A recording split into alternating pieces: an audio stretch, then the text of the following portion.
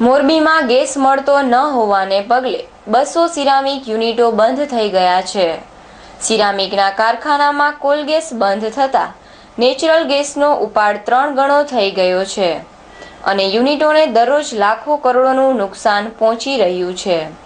આ ઉપરાંત જીએસપીસીના જણાવ્યા મુજબ મોરબીમાં પૂરતા પ્રમાણમાં ગેસ પુરવઠો મળે તે માટે 1.5 મહિનાનો સમય લાગવાનો છે.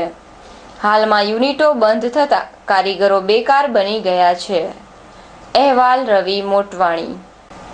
સમાચાર પૂર્ણ કરીએ તે પહેલા ફરી એક નજર આજના મુખ્ય સમાચાર પર. મુખ્યમંત્રીના હસ્તે બેડી પાસે નવા યાર્ડનું ડિસેમ્બરમાં ઉદ્ઘાટન. ચેરમેન હરદેવસિંહની જાહેરાત. રાજકોટ ડેરીમાં કરોડોનો ભ્રષ્ટાચાર, બાબુભાઈના આક્ષેપ. ભાજપ મહિલા મોરચાનું સ્નેહ મિલન યોજાયું.